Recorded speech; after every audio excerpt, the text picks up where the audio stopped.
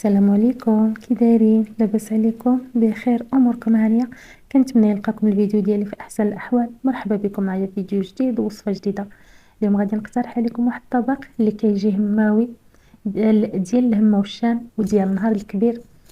كيجي زوين بزاف. الدجاج طايب في الفران معمر بواحد الحشوه حلوه اللي كتعطي له واحد المذاق وواحد اللذه غايه في الروعه. مزيج بين الحلو والمالح اللي كياخدك لعالم الخيال. كيجي زوين بزاف. الدجاج طايبير في الفران. كيجي فتي وطايب بحال الزبده. كيجي لذيذ بزاف، ما تشبعوش منه. الا جربتوه ودرتوه لضيوفكم راه غادي يحمر لكم الوجه، وضيافكم راه ما غادي يحماقوا عليه كما ضيافي يحماقوا عليه. المهم كما قلت لكم كيجي زوين بزاف. ديروه هكا في نهار العيد، في الغدا ديال نهار العيد. علاش لا؟ راه طبق ديال اللحمه والشان كيجي زوين بزاف ولذيذ بزاف، ما تشبعوش منه. وكما سبق لي قلت كيحمر الوجه من الدرجه الاولى. المقادير ديالو بساط، وطريقه التحضير ديالو ولا اسهل، ما كياخذش كاع بزاف ديال الوقت. دغيا كتصايبيه ودغيا توجديه. يلا هذاك الطياب في الفران اللي كياخذ شويه ديال الوقت وصافي ها هو واجد. ندوز معكم دابا المقادير وطريقه التحضير. المهم اول حاجه خديت هنايا واحد الاناء، درت فيه واحد جوج حتى 3 فصوصه ديال الثومه. كنضيف واحد شويه ديال الملحه. ما تكتروش الملحه حيت راه ضروري الاخر. الدجاج كنكونوا غسلناه بالملحه، وغادي نضيف كذلك حوايج اخرين مالحين. كنضيف هنايا واحد شويه ديال السكنجبير، شويه ديال التحميره، شويه ديال الابزار، وشويه ديال الخرقوم.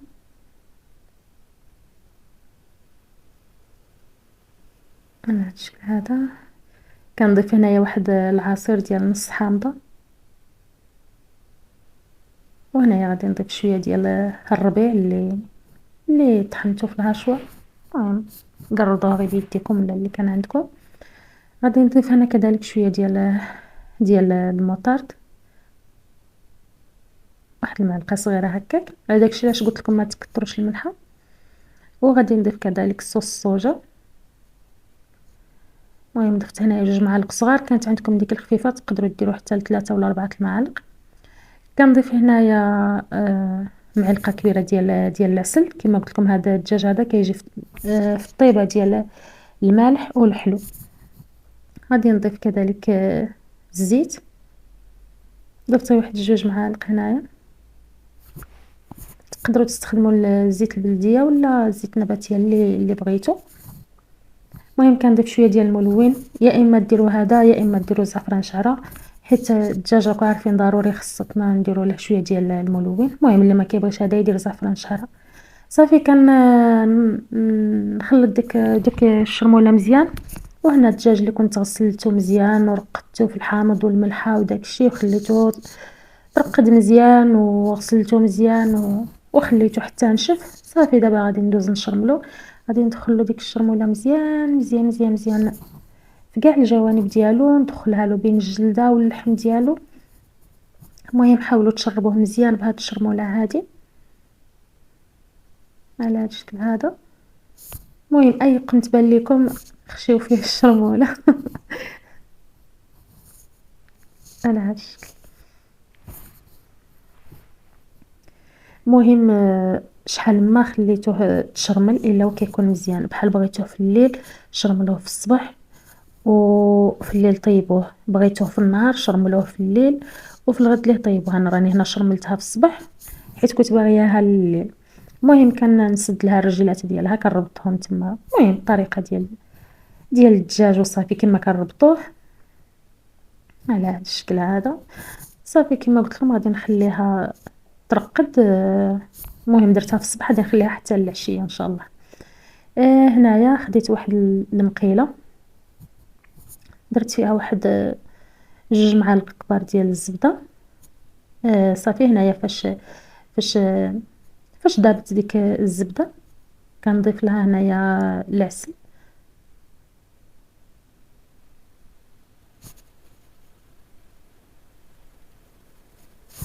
المهم واحد 2 معالق ديال العسل هكاك. صافي كنخلط هاد المقادير مع بعضياتهم، وكنخلي هكا ديك العسل حتى تذوب حتى هي. كنضيف واحد شويه ديال الملحه، المهم واحد الرشيشه هكا عينكم ميزانكم. صافي فاش كدير ديك العسل، هنايا خديت واحد الكاس ديال الرز اللي سلقته نص سلقه، كاس ديال الرز، مهم الرز اللي كان عندكم، ماشي الرز داك اللي كنديروه مع الحليب، داك القصير سلقته غير واحد نص سلقه هكا غير باش دغيا يطيب لي في الاخر.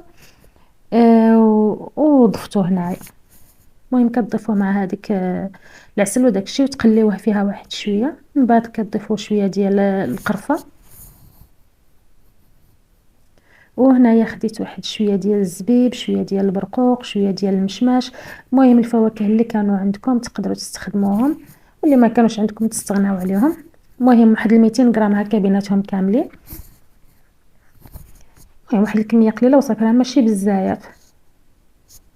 صافي كنقطعهم مربعات صغار، المهم بطبيعه الحال بعد ما غسلتهم. صافي كما قلت لكم كنقطعهم مربعات صغار. صافي وكنضيفهم حتى هما. وهنايا كنضيف واحد ربع كاس ديال الماء. صافي وكنخلط هاد الحشوه مزيان مع بعضياتها ونخليها تشرب، نخليها في البوطه تشرب. وهنايا كنضيف لها شويه ديال الملون، كما قلت لكم استخدموا سميتو زعفران شعره الا كان عندكم، بطبيعه الحال راه غادي يعطي مذاق احسن بكثير. صافي كنبقى نخلط هذيك الحشوه حتى كتنشف تماما من داك المزهر اللي ضفنا عليها على هذا الشكل هذا. راه ما كيبقاش فيها كاع الماء تماما، نخليوها ضروري حتى تنشف.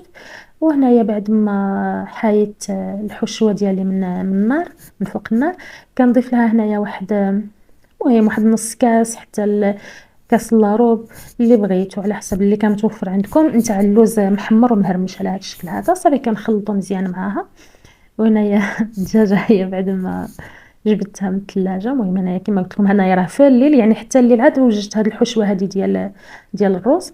صافي كناخذ ديك الدجاجه وكنبدا كنحشيها بداك الروز.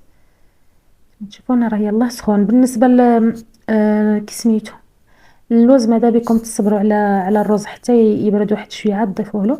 المهم انا عارفين ما كنكون مزروبه مع التصوير مع صافي بحال اللي كنبقى غير نسربي انا، يعني ما كنعطيش الوقت الحاجه تبرد على خاطرها. صافي المهم غادي نعمر كاع الجوانب حتى هنايا بين الجلده والفخذ وداكشي غادي نخشي فيهم ديك الحشوه. صافي فاش غادي نعمرها مزيان غادي نحاول انني نسدها. المهم فاش كتعمروها مزيان وكتعمروا حتى الجوانب، يعني بين الفخذ والجلده، بحال اللي حتى الدجاجه كيكبر الحجم ديالها، كتولي مهبره كتنفخ. صافي وكنحاول انني نسد لها الرجيلات ديالها على هذا الشكل هذا. وحاولوا انكم تغطيو على ديك الحشوه باش ما تحرق لكمش في الفران. المهم انا هنا راني سديتها بالخيط حيت يبانوا لي هذيك البلاصه ديال ديك الجلده بحال اللي كانت توسعت، فحاولت انني نعاونها بالخيط باش هكا ما تحليش في الطياب. وهنا بالنسبه لهاد الحشوه اللي بقات لي غادي نديرها في واحد العلبه ديال البلاستيك، وغادي نديرها في المجمد، وغادي نخليها مره اخرى نحتاجها نجبدها ونخدم بها، ما كاين حتى شي مشكل. كناخذ هنايا واحد لاطه ديال الفران وكندير عليها ورق الزبده، كنحط هذيك الدجاجه، وهنايا كنجيب ديك الشرموله اللي شاطت لي على الدجاج وكنديرها فوقها على هذا الشكل هذا. وهنايا راه الفران كنكون ديجا شعلته وكنخليه حتى يسخن مزيان عاد باش غادي ندخل هاد الدجاجه هذه طيب. كنجيب كذلك واحد القطعه ديال ورق الزبده وكنغطي بها الدجاجه ديالي من الفوق. ومن بعد كناخذ البابي الومنيوم وكنسد عليها مزيان مزيان، يعني هذا هو اللي كيرد عليها بحال اللي هذا الالومنيوم كيرد عليها الصهد وكيزمتها مزيان. فداك الشيء علاش كطيب لنا الدجاجه كيولي اللحم ديالها فتي بحال الزبده، يعني واخا كاع ما طيبوهاش في المرقه وداك الشيء كتجي طايبه احسن من انكم طيبوها بالمرقه ديالها بحال في الكوكوط، ولا والله الا هكا كتجي طايبه احسن عاد. صافي انا غادي ندوز نحضر بحال نقولوا الدغميره اللي غادي ندير معاها. خديت هنايا البصله، درت والله ما بقيت عاقله، جوج حبات ولا ثلاثه نتاع البصله قطعتهم.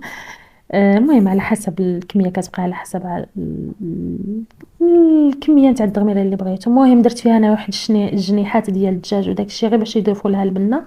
صافي كنضيف لها الملحه، التحميره الخرقوم، سكنجبير، الابزار على هذا الشكل هذا.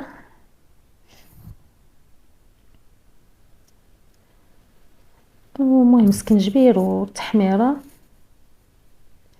وهنا كنضيف الزعفران ولا الملون الغذائي، المهم بغيتو. هنايا كنضيف لها واحد نص كاس ديال الزيت صافي. كنخلط هاد العناصر مع بعضياتهم.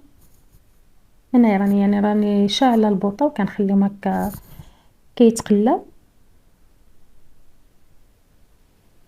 صافي. هنايا بعد ما تقلت لي البصله واحد شويه، ضفت عليها هنايا واحد الكاس ديال الماء، كاس ديال العنبه.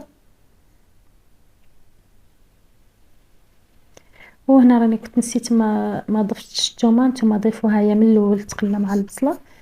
ضيفوا واحد الفص ديال الثوم يكون كبير ولا جوج صغار بهذا الشكل هذا صافي. غادي نبقى مستمره كنحرك هذوك العناصر صافي. من بعد هنايا غادي نسد عليها الكوكوط غادي نقص لها مزيان على نار مهيله وغادي نخليها طيب. المهم واحد نص ساعه هكاك ولا راه كتكون واجده. المهم ردوا بالكم معاها مره حركوا الكوكوط باش ما تحرق لكمش البصله لتحت صافي. هنايا بعد ما طابت كنحيد هذاك الجنحان وداك العنق ديال الدجاج اللي كنت درت. المهم هذا غير باش كتنكهو به وصافي. صافي هانتوما تشوفوا راه يعني البصله راه كتبغي في كاس ديال الماء، ما يحتاجش تكثروا لها الماء ولا. وهنايا غادي نضيف لها واحد ربع كاس ديال الزيت. عفوا في الاول راني درت غير ربع كاس وهنايا ضفت ربع كاس، يعني نسيت راه كنقسمها على جوج مراحل. المهم في الاول ديروا ربع وفي الاخر ضيفوا ربع اخر، يعني المجموع هو نص كاس.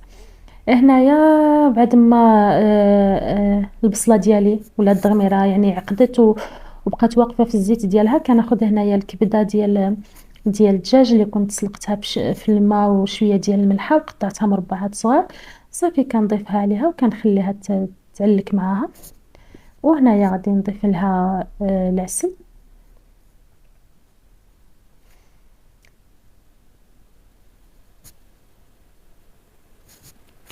كما قلت لكم هذا الدجاج كيجي بين الحلو والمالح. المهم ضفت 2 معالق ديال العسل ولا كيبقى على حسب الرغبه ديالكم، غير ما تكثروش تاني بزاف صافي. وغادي نخليها حتى تعسل. هانتوما تشوفوا الدغميره كي كتجي دايره تبارك الله، كتجي واقفه في داك الزيت ديالها. وهنايا هي الروينه كما كنقولوا، وراء كل شهوه زوينه روينه في الكوزينه. عرام ديال الماء اللي غسلت، والله الا عرام. ايوا لا اله الا الله، ما نشوفوا الحاجه حتى العمر ديالنا تخرج. ايوا صافي. هنايا ها هي الدجاجه بعد ما دازت ساعه و40 دقيقه كانت طابت. هنايا خديت شويه ديال الزبده خلطتها مع شويه ديال العسل وغادي ندهن بها الوجه ديال الدجاجه هكا. منها كيعطيها تحميره ومنها كيعطيها واحد الحلاوه زوينه من الفوق. المهم هنايا هاني بعد ما دهنتها هبطتها لتحت باش تحمر. راني في البالكو في الليل ديما نصور لكم الزنقه. ايوا صافي. المهم انايا راني جالسه نبرقك ومقابله الدجاجه ديالي صافي. هنايا ها هي الدجاجه بعد ما طابت كما قلت لكم كتاخذ بين ساعه و40 دقيقه حتى لساعتين ديال الطياب. ردوا بالكم معاها صافي. هنايا قدمتها على هذا الشكل هذا، فرشت شويه ديال الخس فوق الطبسيل وحطيت الدجاجه ديالي زينتها بشويه ديال الكيوي والكركاع دوك لي فخوي كونفي ولا لي سوريس كونفي. وبالنسبه للدغميره درتها هكا في طبيصلات صغار وزينت من الفوق بشويه ديال اللوز افيلي محمر. بغيتو نتوما ديك الدغميرات يعني تحطوها في الطبسيل وتحطوا فوق الدجاجه. المهم التقديم العادي ديال الدجاج تقدروا ديروه. انا غير بغيت هكا ندير هكا شكل اخر وصافي. بغيت غير نقدم على هذا الشكل هذا. المهم التزيين كيبقى على حسب الذوق ديالكم والتقديم كذلك على حسب الذوق ديالكم. هنا راني قلت لكم ما تنساوش تحيدوا الخيط اللي ربطوا به الدجاجه باش ما تحطوش للضياف هكا كيجي شويه حشومه صافي. هذا هو الشكل النهائي ديال الطبق ديالي. كما قلت لكم راه كيجي زوين بزاف وكيجي لذيذ والله الا حماقوا عليه ضيافي عجبهم بزاف. كيجي طايب بحال الزبدة ما تيقوش بلي راني طيبته غير في الفران، ما طيبتو لا في كوكوط لا والو، غير في الفران كيطيب على خاطرو كيجي زوين بزاف كيما قلت لكم راه كيجي بحال الزبدة. المهم هنا ما بغيتش نبدعو، راكم عارفين ملي يكونوا عندك الضياف ما تبغيش هكا تضيعي الحاجة. ايوا هانتوما تشوفوا كي كيجي داير، كيجي تبارك الله محمر وكيجي زوين بزاف وفيه واحد الطيبه ديال بالحلاوه وبالملوحه كتجي فنه بحال الناس اللي كتعجبهم هكا البسطيله وداكشي. يعني الحاجه اللي كيكون فيها الحلو والمالح راه غادي يحماقوا على هاد الدجاج هذا، وكيجي زوين بزاف ولذيذ بزاف ما تشبعوش منه. المهم راني كثرت عليه بالشكر ولكن فريمون يستاهل، يعني كيجي زوين وديال تحميرة الوجه كما قلت لكم. ديروه نهار العيد ان شاء الله يا سيدي ربي لحيانا الله، في الغدا ديال نهار العيد لضيافكم الله الا حماقوا عليه.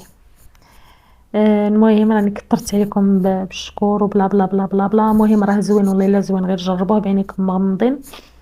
ايوا صافي دابا راني وصلت معكم لنهايه الفيديو، كنتمنى نكون كنت خفيفه على قلوبكم، وكنتمنى تدعموني وتبارطاجيو قناتي مع احبابكم مع اصدقائكم. ما تنساونيش بلايك وتعليق زوين، على امل لقياكم فيديو جديد ان شاء الله. السلام عليكم.